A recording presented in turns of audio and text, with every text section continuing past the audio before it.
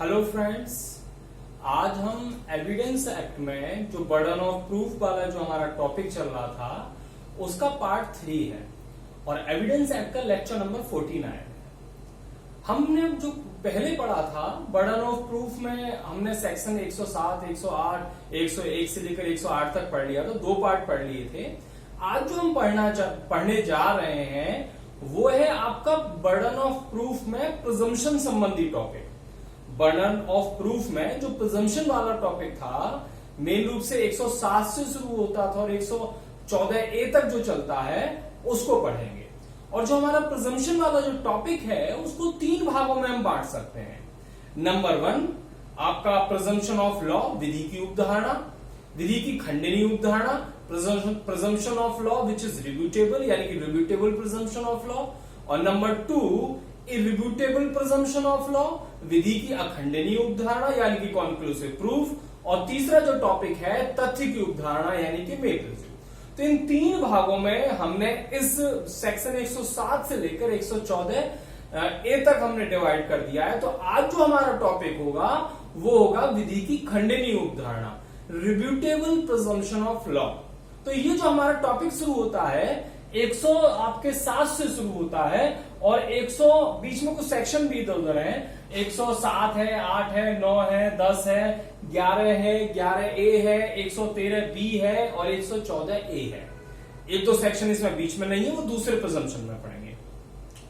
जो हमारे सेक्शन 107 और 108 है वो हमने पिछले सीरीज में हमने पढ़ लिया था। 107 में हमने पढ़ा था जो प्रिजम्पशन था वो जीवित होने के संबंध में प्रिजम्पशन पढ़ा था। यदि कोई व्यक्ति 30 साल तक जीवित होना देखा जाता है, सुना जाता है तो माना जाएगा जीवित है। और 108 में पढ़ा था हमने कि यदि कोई व्यक्ति 7 साल तक उसके बारे में कुछ नहीं सुना जाता वो जीवित है या नहीं है तो ये माना जाएगा कि वो मर गया। तो वहां पर प्रिजम्पशन थी 108 में डेथ होने की, 107 में प्रिजम्पशन थी जीवित होने की। अब नेक्स्ट आगे पढ़ते हैं। तो यहां पर जो हमारा सेक्शन शुरू होता है 109, तो 109 जो बात कर रहा है वो बोल रहा है burden of proof as to relationship, यानी कि जब कोई रिलेशनशिप हो किसी पक्षकार के मध्य तो उसके मध्य कौन सी प्रिजम्पशन होगी और वहां पर बर्डन ऑफ प्रूफ किस पर आएगा। तो यहां पर जो प्रश्न है कि पक्षकारों के मध्य वो रिलेशनशिप है या नहीं, क्वेश्चन यहां पर ये है कि उन पक्षकार जो भी हम बात कर रहे हैं उनके मध्य वो वाला रिलेशनशिप है, कौन सा वाला, जैसे पार्टनर्स वो हैं या नहीं है, या फिर वो लैंडलॉर्ड या टीनेंट यानी कि मकान मालिक और किराएदार है कि नहीं, या फिर वो प्रिंसिपल और एजेंट, मालिक और अभिकर्ता है या नहीं। इसके संबंध में प्रश्न है क्या वो उस रिश्ते में है। और ये दर्शित कर दिया जाता है कि वो दोनों पक्षकार इसी तरह व्यवहार कर रहे थे जैसे कि उस रिलेशनशिप में है, जैसे कि वो दोनों पक्षकार पार्टनर हैं या फिर मकान मालिक या किराएदार हैं, यानी कि दर्शित कर दिया जाता है कि वो ऐसे रिलेशनशिप में है। तो क्या माना जाएगा, प्रिजम्पशन क्या की जाएगी, तो यहां पर प्रिजम्पशन ये की जाएगी कि उनके मध्य ऐसा रिलेशनशिप है। तो प्रिजम्पशन ये हो गया। और बर्डन ऑफ प्रूफ किस पर होगा और क्या होगा, जो व्यक्ति ये कह रहा है कि नहीं वो ऐसे रिलेशनशिप में नहीं है, बर्डन ऑफ प्रूफ उस पर होगा कि वो साबित करे कि वो ऐसे रिलेशनशिप में नहीं है या उनका ऐसा रिलेशनशिप समाप्त हो गया है। तो 109 में जो हम पढ़ रहे हैं वो पढ़ रहे हैं रिलेशनशिप संबंधी प्रिजम्पशन और बर्डन ऑफ प्रूफ उस पर है जो मने कर रहा है कि ऐसे रिलेशनशिप में वो व्यक्ति नहीं रह रहे हैं, वो मकान मालिक या किराएदार नहीं है। तो वन वर्ड जो फॉर्मूला है 109 में क्या है आपका, रिलेशनशिप। 110 की हम जो बात करें 110 में है आपकी burden of proof as to ownership, यानी कि स्वामित्व संबंधी हम प्रिजम्पशन के बारे में बात कर रहे हैं और इसके संबंध में किस पर बर्डन ऑफ प्रूफ होगा वो बात कर रहे हैं। तो यहां पर जो प्रश्न है क्वेश्चन से उसी टॉपिक में लिखा है मैंने कि क्वेश्चन क्या होगा, प्रिजम्पशन क्या होगा, बर्डन ऑफ प्रूफ किस पर होगा, बस 3-4 पॉइंट मैंने बनाया उसी को ध्यान में रखना है। तो यहां पर क्वेश्चन ये है कि whether any person is the owner of anything और नॉट, कि कोई विशिष्ट व्यक्ति उस चीज का स्वामी है या नहीं, प्रश्न ये है। और दर्शित ये कर दिया जाता है, शोन फैक्ट ये है कि वो उस समय उस वस्तु पर, उस चीज पर कब्जे में था। जब उस पर कब्जे में था तो प्रिजम्पशन क्या होगी, ये माना जाएगा कि वो उसका स्वामी है, क्योंकि जो पोजेशन है वो कहीं ना कहीं स्वामित्व को दर्शाता है, प्रथम दृष्टया प्रमाण भी माना जाता है, और ये भी माना जाता है कि इस प्रकार की स्थिति में जिसके पास के जो कब्जे में है 9 अंक उसी के हैं 10 में से, यानी कि जिसका कब्जा उसी का स्वामित्व, यानी कि जिसकी लाठी उसी की भैंस, यानी कि जो कब्जा है वो स्वामित्व को कहीं ना कहीं दर्शा रहा है, प्रिजम्पशन के बारे में बता रहा है। तो शोन फैक्ट है कि वो कब्जे में है। बर्डन ऑफ प्रूफ किस पर है? उस व्यक्ति पर है जो ये कह रहा है कि वह उस संपत्ति का स्वामी नहीं है। और यहां पर प्रिजम्पशन क्या है? प्रथम दृष्टया स्वामित्व संबंधी प्रिजम्पशन हो जाएगा। प्रूफ, बर्डन ऑफ प्रूफ इस संबंध में है कि वो व्यक्ति साबित करे जो इस बात से मना कर रहा है कि वो उसका स्वामी नहीं है। तो ये था हमारा सेक्शन 110। यहां पर मेमोरी वर्ड क्या है? ओनरशिप। 109 में क्या था? रिलेशनशिप। 111 पर आते हैं। सेक्शन 111 ये कह रहा है burden of proof as to good faith. यहां पर कोई संव्यवहार हुआ है, यानी कि हो सकता है कुछ सेल हुआ हो, किसी ने कुछ लिया दिया हो, यानी कि दो पक्षकारों में ट्रांजैक्शन हुआ है। तो उस ट्रांजैक्शन के गुड फेथ होने के बारे में हम बात कर रहे हैं कि वो संव्यवहार दो पक्षकारों के मध्य क्या सद्भावना पूर्वक हुआ था, गुड फेथ में हुआ था या नहीं था। तो बर्डन ऑफ प्रूफ इसी संबंध में है। तो burden of proof as to good faith in transaction where one party in the position of active confidence. और जो दो पक्षकारों के मध्य जो ट्रांजैक्शन हुआ था, जो संव्यवहार हुआ था, उनमें से एक पार्टी एक्टिव कॉन्फिडेंस वाली पोजीशन में है, एक्टिव कॉन्फिडेंस विश्वास वाली स्थिति में है, एक पक्षकार सक्रिय विश्वास की स्थिति में। अब हम बात करते हैं यहां पर क्वेश्चन क्या है। यहां पर प्रश्न ये है weather the transaction is good faith और नॉट, कि जो दो पक्षकारों के मध्य जो डील हुई थी, जो ट्रांजैक्शन हुआ था, जो संव्यवहार हुआ था, क्या गुड फेथ में हुआ था, क्या सद्भाव पूर्वक हुआ था। तो यहां पर पार्टी कौन थी, यानी किनके मध्य संव्यवहार हुआ है?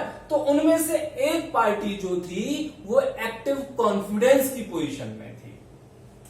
और यहां पर प्रिजम्पशन ये माना जाएगा, देखो नॉर्मली जब कोई डीलिंग होती है, सामान्य डीलिंग, जैसे आपके मेरे मध्य या कोई भी अननोन व्यक्ति हो उसके मध्य जो डीलिंग होती है दो पक्षकारों के मध्य, तो ये माना जाता है कि वो डीलिंग सही हुई है, गुड फेथ में हुई है। और जो व्यक्ति आरोप लगाता है कि फ्रॉड से हुई है या गलत तरीके से हुई है, तो जो पार्टी आरोप लगाता है उसे साबित करना होता है। पर यहां पर स्थिति उल्टी है, क्योंकि यहां पर एक पक्षकार दूसरे पक्षकार को प्रभावित कर सकता है, वो सक्रिय विश्वास की स्थिति में है, एक्टिव कॉन्फिडेंस की स्थिति में है। तो इसलिए यहां पर प्रिजम्पशन उल्टा है। यहां पर ये मानते हैं यदि इस ट्रांजैक्शन जो हुआ दो पक्षकारों के मध्य और में से एक पक्षकार एक्टिव कॉन्फिडेंस की पोजीशन में था, तो ये माना जाता है कि शायद जब ये प्रश्न उठे कि ये सही था या नहीं था, तो दूसरे पक्षकार ने, यानी कि जो सक्रिय विश्वास की स्थिति में था, एक्टिव कॉन्फिडेंस की पोजीशन में था, उसने शायद गलत तरीके से किया है, गुड फेथ में नहीं किया है। तो यही है यहां पर। तो whether the transaction is good faith और नॉट, क्या ये संव्यवहार सही हुआ है नहीं हुआ, किनके मध्य? Between the parties, one of them in the position of active confidence, उन दो पक्षकारों के मध्य जिनमें से एक पक्षकार सक्रिय विश्वास की स्थिति में है। तो बर्डन ऑफ प्रूफ, प्रिजम्पशन क्या है? Not in good faith. तो प्रिजम्पशन ये माना जाएगा कि ये संव्यवहार गुड फेथ से नहीं हुआ, सद्भाव पूर्वक नहीं हुआ। और बर्डन ऑफ प्रूफ किस पर है? Burden of proof lies on the person who is in active confidence position. Burden of proof व्यक्ति पर होता है जो सक्रिय विश्वास की स्थिति में है। जैसे कि हम बात करें डॉक्टर और पेशेंट के मध्य, तो डॉक्टर जो है वो सक्रिय विश्वास की स्थिति में है और कुछ लिया दिया गया है तो डॉक्टर को साबित करना पड़ेगा। इसी प्रकार से अटॉर्नी और क्लाइंट के मध्य जो कुछ संव्यवहार हुआ है, तो यहां पर अटॉर्नी एक्टिव कॉन्फिडेंस की पोजीशन में है, उसे साबित करना पड़ेगा। इसी प्रकार से फादर और सन के मध्य, तो यहां पर फादर एक्टिव कॉन्फिडेंस की पोजीशन में है और जो सन है जो अभी अभी मेजर हुआ है वह कैसा है, वो पीड़ित हो सकता है। तो यहां पर फादर को साबित करना पड़ेगा क्योंकि वो एक्टिव कॉन्फिडेंस की पोजीशन में है। तो ये था हमारा सेक्शन 111। सेक्शन 111 इसको हम ग्रेट रूल ऑफ कोर्ट, यानी कि न्यायालय का एक महान नियम भी कहते हैं इसको, और ये इक्विटी के सिद्धांत पर भी आधारित है। ये था सेक्शन 111। अब बात करते हैं सेक्शन 111A की। सेक्शन 111 ये कह रहा है presumption as to certain offence, कुछ ऑफेंस के संदर्भ में प्रिजम्पशन के बारे में बात कर रहा है। मेन रूप से जो सेक्शन 111 है वो कहीं ना कहीं राज्य के विरुद्ध या आईपीसी की धारा 121, 121 ए या 122 या 123 या आईपीसी की धारा 122, 23 का अबेटमेंट हो गया, क्रिमिनल कॉन्स्पिरेसी हो गया, उनके अटेम्प्ट हो गया, यानी कि राज्य के विरुद्ध जो कुछ ऑफेंस है उनके बारे में उपधारणा के बारे में बात कर रहा है। यानी कि जब जो एक्यूज है कोई व्यक्ति इस धारा के अंतर्गत है तो ये माना जाएगा कि वो उसी ने क्राइम किया है, उसी ने क्राइम किया है। जब तक कि इसके कंट्री प्रूव नहीं कर दिया जाता तो यही माना जाएगा कि उसने वो क्राइम किया है। और किस एरिया में क्राइम किया है, तो यहां पर लिखा है उस एरिया की बात कर रहे हैं which is declared disturb area, जो डिस्टर्ब्ड एरिया के रूप में घोषित किया जा चुका है, अथवा ऐसे एरिया की बात कर रहे हैं any area in which extensive disturbance of public peace over a period of 1 month, यानी कि यहां पर 1 महीने से ज्यादा जो पीस थी, पब्लिक पीस थी, वो डिस्टर्ब थी। तो उस एरिया के संदर्भ में हम बात कर रहे हैं। तो 111 वैसे बहुत कम इंपॉर्टेंट है, तो भी यहां पर विशेष ऑफेंस के संबंध में उपधारणा की जा रही है कि उस व्यक्ति ने ही, उस अभियुक्त ने ही वो क्राइम किया है, जब तक कि उसके कंट्री साबित नहीं कर देता वो पक्षकार। तो ये था सेक्शन 111। अब हम बात करते हैं एविडेंस एक्ट की धारा 113B, यानी कि डॉरी डेथ के संबंध में बात कर रहे हैं। और जहां पर एविडेंस एक्ट का धारा 113B और आईपीसी की धारा 304B, यानी कि यहां भी वहां भी यानी कि बी यानी कि वाइफ हुआ, यानी कि हम उसकी डॉरी डेथ के संबंध में बात कर रहे हैं। तो 113B है presumption as to dowry death, और वहां पर हम बता रहे थे पनिशमेंट, डॉरी डेथ कब होगी, पनिशमेंट क्या होगा, यहां पर उसकी प्रिजम्पशन संबंधी हम बात कर रहे हैं। तो यहां पर जो 113B की हेडिंग है presumption as to dowry death है। यहां पर क्वेश्चन ये है कि whether the person has committed the dowry death of that women, क्या उस व्यक्ति ने जिस पर आरोप है उस महिला की डॉरी डेथ की है। The question is whether a person has committed dowry death of a women, उसने उस वुमेन की डॉरी डेथ की है या नहीं की। और ये दर्शित कर दिया जाता है, क्या दर्शित कर दिया जाता है, that soon before death, कि उस महिला की मृत्यु से पहले उस व्यक्ति ने डॉरी के संबंध में, दहेज के संबंध में उस महिला के खिलाफ क्रूएलिटी की थी या हेरासमेंट किया था, क्रूएलिटी की थी या हेरासमेंट किया था। Soon before her death, she is subject to cruelty और harassment for the dowry by him, यानी कि जैसे उसकी मृत्यु उससे कुछ दिन पहले, कुछ समय पहले उस व्यक्ति ने उस महिला के खिलाफ कुछ डॉरी के संबंध में, दहेज के संबंध में उससे क्रूएल्टी की थी या फिर हरासमेंट किया था। तो कोर्ट क्या मानेगा, प्रिजम्पशन क्या होगा, यह माना जाएगा कि उस व्यक्ति ने ही डॉरी डेथ की है।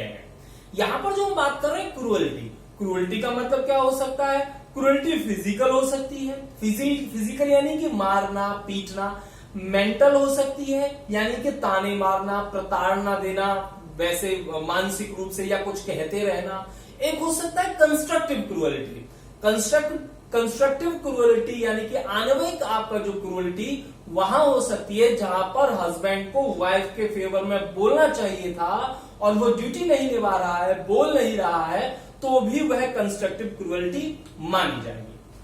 तो वही यहां पर बताया गया है।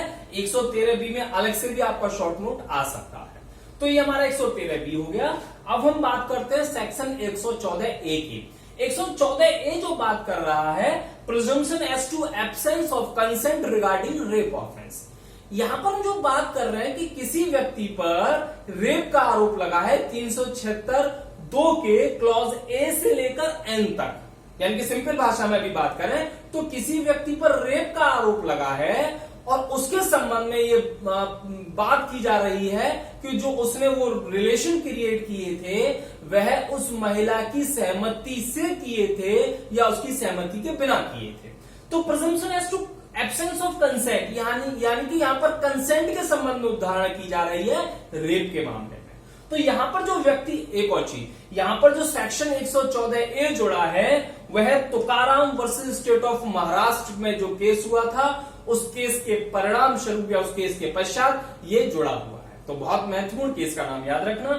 आगे हम बात करते हैं यहां पर जो एक्यूज्ड है वो किस सेक्शन के अंतर्गत एक्यूज्ड है, तो accused was charged under section 376(2). जो 376(2) है उसका क्लॉज ए से लेकर एन तक वो चार्ज लगा हुआ उसका एक्यूज्ड है, नंबर 1।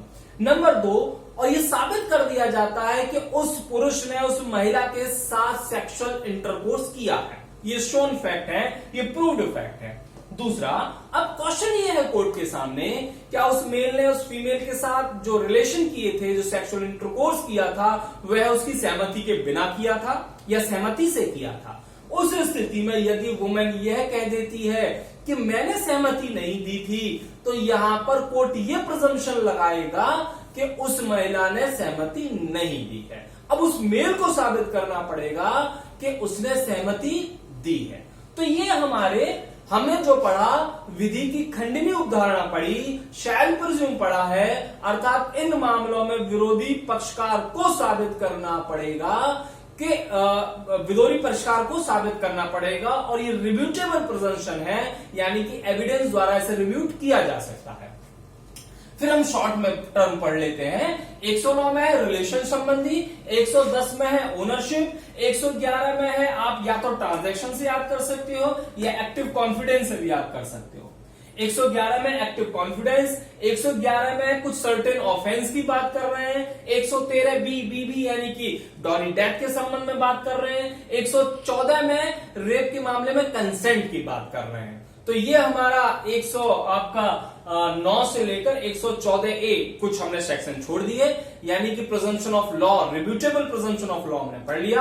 आगे हम पढ़ेंगे इर्रिब्यूटेबल प्रिजम्पशन ऑफ लॉ, विधि की अखंडनीय उपधारणा और तथ्य की उपधारणा पढ़ेंगे। Thank you.